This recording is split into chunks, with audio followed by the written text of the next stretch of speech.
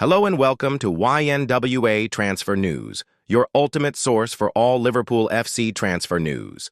Our first news is this. Arne Slot hints at Liverpool transfer plan if Reds miss out on Alexander Isak. Arne Slot has said he is happy with his Liverpool attacking options, hinting the Reds may not look for an alternative if they fail to sign Alexander Isak in the final week of the transfer market. Liverpool saw a bid for Isak rejected last month and is yet to return with a fresh offer, although reports have suggested that could emerge following Monday's match against Newcastle. If the Reds don't sign Isak, it could leave Slot light on options in the more advanced areas.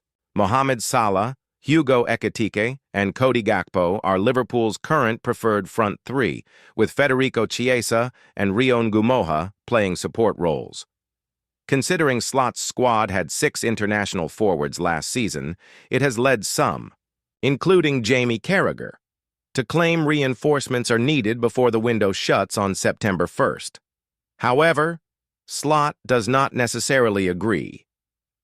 It depends how you want to look at it, the Dutchman said ahead of Monday's clash against Newcastle. If you want to add Florian Wirtz as an attacking option, then you can make it 5. So yeah, we've sold Darwin Núñez and brought in Hugo. Luis Diaz has gone. You can maybe see Florian as a replacement for that. Yes, we all know what happened to Diogo Jota. If you look at it like this, maybe we haven't got enough, but Jeremy Frimpong, when he is fit, is definitely an option to play as a winger as well, so then we end up at 6 forwards. Utilizing Wirtz as a false 9 is an intriguing prospect, and the German international has played in that role previously. He is also comfortable playing in the wide areas, and deploying the 22-year-old in a more advanced role would allow Slot to select his preferred midfield from last season of Ryan Gravenberch, Alexis Mac Allister, and Dominic Szoboszlai. I would consider him for more games in that false 9 position, Slot said, when pushed on Wirtz's versatility. But it depends not only on bringing in an extra midfielder, but it depends on tactics, how they line up, all these kinds of things. He is already an option to play as a left winger, and he can be an option for the upcoming game. Cody played a good game against Bournemouth as well. Slot also has a selection concern at right back ahead of Monday's game at St. James Park, with Frimpong injured and the fitness of Connor Bradley and Joe Gomez in doubt. Wataru Endo could therefore be deployed in defense. Liverpool transfer target Marc Guehi has unlikely dream, "I'm not any good." England defender Marc Guehi has disclosed that he harbors a secret ambition to become a WWE wrestler. The 25-year-old Crystal Palace centre-back revealed he was raised watching professional wrestling entertainment. Guehi has been linked with a summer transfer to Liverpool after helping Palace win the FA Cup and Community Shield. Guehi mentioned he's a good waffler on the mic and enjoys the concept of making people believe you're the bad guy or the good guy. He told the BBC Football Daily podcast, "Do you know what? I'm not any good, but I would love to be a WWE wrestler or something like that. Growing up, watching WWE, it's actually on Netflix. I've seen some pay-per-views, the ones on Netflix. Actually, yeah. I would love to be like a WWE wrestler. I'm not any good. It can be dangerous, obviously it is scripted, but yeah, the performance side of it. Being able to just waffle, I feel like I'm a good waffler on the mic, and making people believe you're the bad guy or the good guy." Guehi won't be retiring his soccer boots anytime soon if he has his way, though. He mentioned in a perfect scenario, he'll continue playing until he reaches 40 years old. Last week, we reported how Palace has identified a potential successor for Guehi should his move to Liverpool materialize during the final stages of the summer transfer window.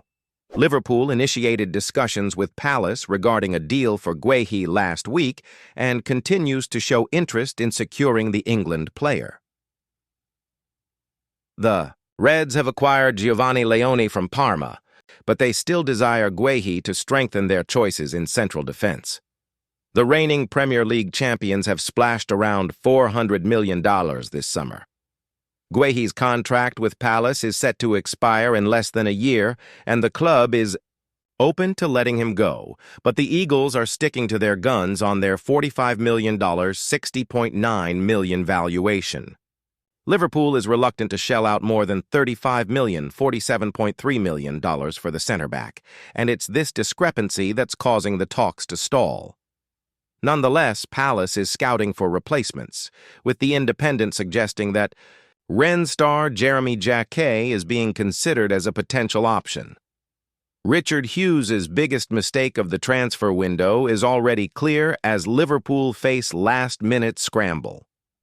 Liverpool face a race against the clock as there is just a week left for them to get any deals over the line. The Reds are widely regarded as shrewd operators in the transfer market, and they very rarely get things wrong. This summer, they have asserted their dominance in the market and made signings of the highest order, leaving many to fear facing Liverpool this season. However, despite all their plaudits, they do make mistakes, and there appears to be a glaringly obvious one that Richard Hughes has made this summer. Although at the time it may have looked like a good decision, with just a week left of the window, it now looks like it might have come back to bite them. Liverpool should not have sold Jarell Quansah as well as buying extremely well over the last few months. Liverpool have also sold to good effect and made over $200 million from outgoings. Just one player who has departed is Jarell Quansah, with the Englishman joining Bayer Leverkusen for $35 million. On paper, this looks like a fantastic deal as it is pure profit for a homegrown talent and a player who was not guaranteed to start every game this season. However, based on the situation Liverpool are currently in now, looking back on it would indicate that they have made a huge mistake. The Reds are now very short of options at the back, and they are wanting to bring in another body before the window shuts, although this is becoming increasingly unlikely due to the lack of movement on that front. Giovanni Leone has arrived, but at just 18 with little to no experience. He would be a huge risk to bring on in games towards the start of the new season. As well as this, Ibrahima Konate and Joe Gomez are very injury-prone, leaving just Virgil van Dijk as a first-team option, highlighting the need for Quansah. He is young and already has a good amount of experience under his belt, giving him the perfect blend to really excel at Liverpool for years to come. And with the 22-year-old now impressing at Leverkusen, he is proving further why he should have been kept, indicating that, for once, Hughes has made an error. Liverpool did well to put a buyback clause in Jarell Quansah's contract. One good thing about Hughes is that as well as only making one error this summer, he can also atone for it to some extent after putting a buyback clause in Quansah's contract. The clause is for 51 majors, but it cannot be activated until 2027, meaning Liverpool may have to rue their mistake for at least a few years first. By then, however, the Reds may have their issues sorted, with the futures of Van Dijk and Konate both likely dealt with. 2027 is the year the Liverpool captain's contract runs out. While Konate will either be a year into his new deal or elsewhere by then, very likely being Real Madrid. If everything has gone to plan, too, Leone should be ready to take over at the back for Liverpool, meaning Quansah could very well return to partner him. Liverpool could still reignite interest in exciting centre-back who has decided to leave his club. Liverpool are still in the market for another centre-half, and a long-standing target has put himself on the market. The Reds have not exactly been very secretive about their desire to bring in another centre-back this summer, with everyone knowing at this point that this is something they are looking to do in the final week of the window. Marc Guehi has been the top target and seems to be the most likely to happen if they get someone, but with gaps in valuation between Liverpool and Crystal Palace, not much movement has occurred. Liverpool were not expected to seek a Guehi alternative, and it seems to be the Englishman or no one this summer. But that might be about to change. This is because a player who the Reds have been looking at for quite some time has chosen to leave his club, making this their best opportunity to reignite any interest. Piero Hincapie wants to leave Bayer Leverkusen. This summer, Many names have been linked with a move to Anfield, but none have been very concrete, especially not compared to some in the past. Although he has not been rumored to join too much this summer, Liverpool have kept close tabs on Piero Hincapie for a few years now, and there is a big chance they go back in for him, despite reports. Saying Hincapie was not for sale, the player seems to have taken it upon himself to make a decision, and journalist Florian Plettenberg has confirmed he has decided to leave. The Ecuadorian is said to have a 60 million, 52 pabumeter release clause, and if an offer of around that arrives, he will seriously consider the move. Leverkusen still want to keep the 23-year-old, but that seems very tricky now, given his stance and the interest in him. Hincapie sent Liverpool a reminder of just how good he is during an international game. Against Brazil and after excelling in the Bundesliga for many seasons, he feels this might now be the time to move on. This was proven further as after the German side's game against Hoffenheim at the weekend, he was seen crying after the game, indicating that he had just played his last game for the Bundesliga outfit. Fabrizio Romano confirms Premier League interest in Piero Hincapie. Not only is this a good opportunity for Liverpool as he wants out, but Fabrizio Romano has confirmed that the teams mostly interested come from England. Arsenal seem the most likely at this point in time, as Romano has reported that they are ready to send in a bid for the 23-year-old, although that depends on their outgoings. With that said, Liverpool need to act quickly if they are to land him, with other Premier League clubs such as Tottenham also interested. Arsenal, however, appear most likely to sign him at this point in time, although as seen, already this summer, a last-minute hijack could change everything. Arsenal set to be without key player against Liverpool as Bukayo Saka injury verdict delivered. Liverpool will face Arsenal in the final game before the international break.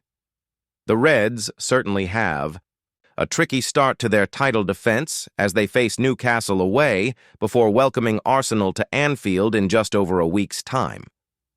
The meeting with the Magpies is set to be a fierce one given the Alexander Isak situation, but a clash with their title rivals Arsenal not long after is far from ideal.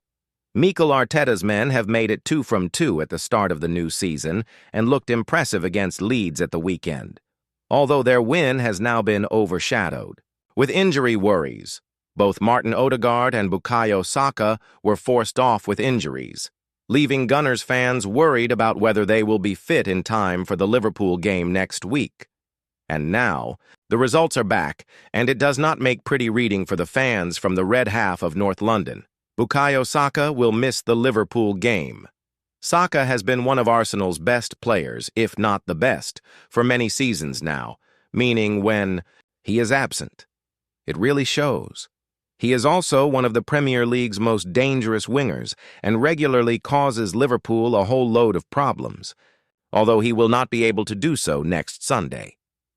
As reported by BBC journalist Sami Mokbel, Saka is set to miss up to 4 weeks with a hamstring injury that he picked up against Leeds on Saturday evening. The Englishman was visibly distraught when being brought off at the Emirates, with this likely being as he missed 3 months of last season with the same injury. Odegaard was also substituted with a shoulder injury, although he is expected to recover in time to play despite leaving the stadium with his arm in a sling. Arteta now has some thinking to do ahead of the game, although based on the summer transfer window they have had, they are in a much better position to cope than they would have been before. Eberechi Eze will likely make his debut against Liverpool. Arsenal have recruited well this summer, but one of their best signings to date is that of Eberechi Eze, with the former Crystal Palace man snubbing Tottenham to join their North London rivals. Although he can be seen as a number 10, he can also play on the left, something that he will likely do against Liverpool next weekend. Noni Madueke prefers to play on the right, so he will likely make the switch across the pitch in Saka's absence, meaning Eze slots in on the left. Of course, no fan should ever celebrate a rival player being injured, but if there were any Liverpool supporters doing that for whatever reason, Then be aware of hubris, as Arsenal's depth is more than adequate to compete. Liverpool and Roma discussions underway for unlucky fan favorites transfer.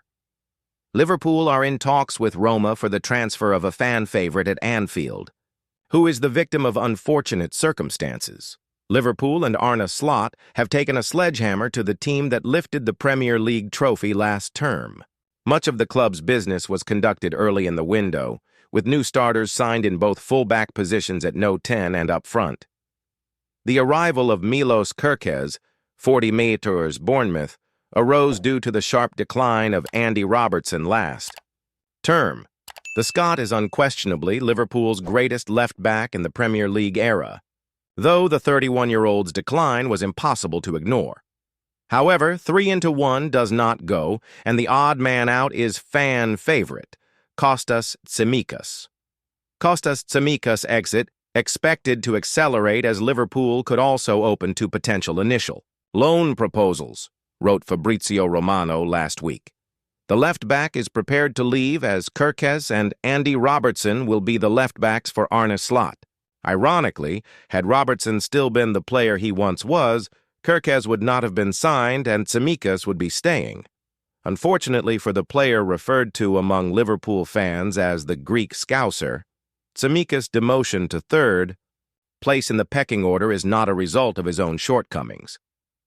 Roma is interested in strengthening their defense, and Director of Football Frederic Massara is targeting left-back Konstantinos Tsimikas as Angelino's replacement. For now, initial discussions with Liverpool are underway. The deal isn't easy, but the Giallorossi are trying, and the feasibility of the deal will be determined early this week. That report was quickly followed by Sky Sports in the UK, adding, Roma are interested in Liverpool's Kostas Tsimikas if they lose left-back Angelino. It has been reported the Italian side are looking to sign the 29-year-old on loan with Anas Salah Eddin, also looking for a new club. According to Gazzetta dello Sport, Tsimikas made 9 Premier League starts for the Reds last season, but is yet to feature for the club in 2025-26. Latest Liverpool news, Alexander Isak. It would be remiss to speak about Liverpool right now without touching on the situation involving Alexander Isak. Liverpool travel to St. James Park to face Newcastle tonight, and team talk understands a bid worth roughly $130 million will be lodged soon after that match. A final outcome, one way or another, is expected to quickly follow in the aftermath of tonight's clash. And according to Fabrizio Romano, Newcastle expect Isak to return to training later this week if the end result is. He's blocked from joining Liverpool, Romano stated on his YouTube channel. The match between Newcastle and Liverpool is coming. Obviously, it's going to be an important moment because it's going to close this story between Newcastle and Liverpool, and then from Tuesday we will understand more on the Isak story, whether he's going to Liverpool or whether Newcastle are going to keep the player. Newcastle, internally, hope that this week after the game, Isak can return to training. Newcastle really hope that. Internally, they have this feeling that they want to convince Isak to be back in training after the game on Monday. Liverpool remain in their position. They want Isak, they will attack for Isak. But it will depend on Newcastle. This story completely depends on Newcastle. Isak wants Liverpool, and Liverpool are prepared to pay, but Newcastle are the ones who decide, and Newcastle will try their best to keep the player. Thank you for watching. Like and comment, subscribe.